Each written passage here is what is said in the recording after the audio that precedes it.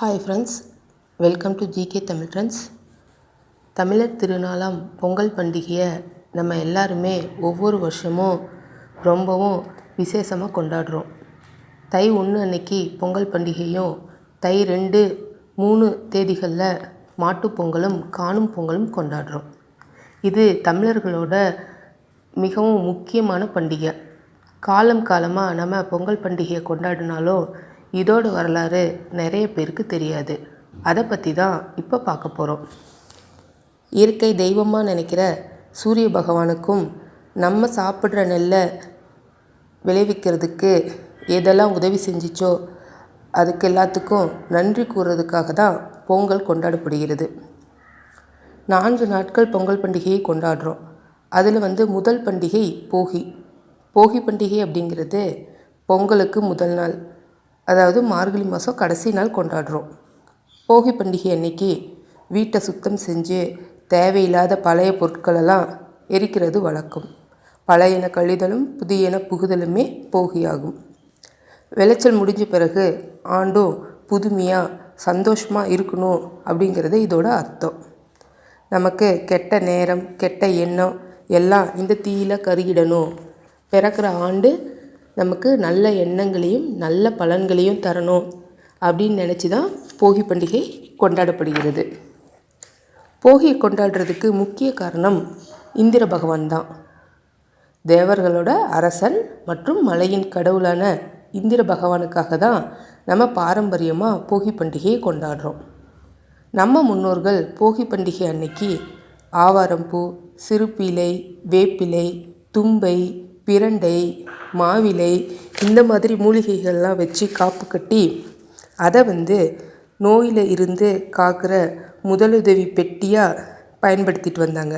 நாளடைவில் இந்த மூலிகையோட வரப்பெல்லாம் குறைஞ்சி இப்போ நம்ம வெறும் 3 மூலிகை, அதாவது ஆவாரம்பூ, வேப்பிலை, தும்பை இந்த 3 மூலிகைகளை மட்டும் வச்சு காப்பு கட்டி கொண்டாடிட்டு வரோம்.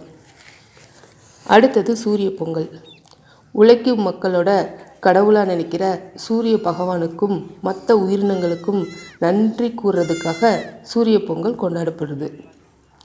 பொங்கல் படையலில் முக்கியமாக மஞ்சள் கொத்து, கரும்பு, வாழை, கிழங்கு வகைகள், கொடிவெளி காய்கறி வகைகள், அதாவது கொடியில் காய்க்கிற அவரைக்காய், பூசணிக்காய் இந்த மாதிரி காய்கள்லாம் சேர்க்கப்படும்.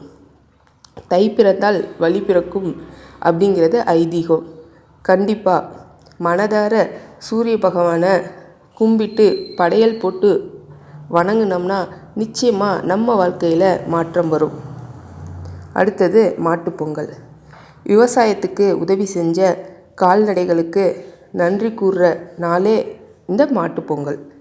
இந்த மாட்டுப்பொங்கல் தை மாதம் 2ஆம் நாள் கொண்டாடுறோம். மாட்டுப்பொங்கல் அன்னைக்கு தொழுவத்தில் இருக்கிற மாடுகளெல்லாம் குளிக்க வச்சு அலங்காரம் செஞ்சு நம்ம வச்ச பொங்கலை மாடுகளுக்கு கொடுப்போம்.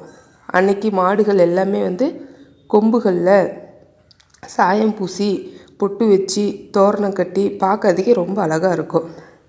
கிராமங்கள்லாம் மாடுகளை வண்டிகளில் பூட்டி ஊர்வலமாக கூட்டிகிட்டு வரத இப்போவும் நம்ம பார்க்கலாம்.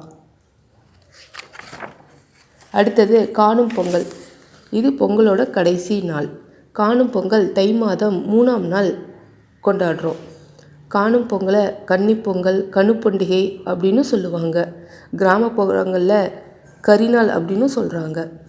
இந்த பண்டிகை அன்னைக்கு நம்மளோட உற்றார் உறவினர்கள், நண்பர்கள் இவங்களெல்லாம் நம்ம போய் பார்க்குறோம். பெரியவங்கக்கிட்ட இருந்து ஆசிலாம் வாங்குகிறோம். இந்த மாதிரி விஷயங்களெல்லாம் நடக்கும். நிறைய விளையாட்டு போட்டிகள், பட்டிமன்றம், உரி அடிக்கிறது, வழுக்கு மரம் இந்த மாதிரி விளையாட்டு போட்டிகளும் நடக்கும்.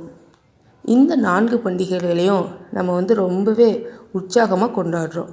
எங்கே இருந்தாலும் பொங்கல் பண்டிகையை கொண்டாடுறதுக்கு நம்ம எல்லாருமே சொந்த ஊருக்கு போகிறது வழக்கம்.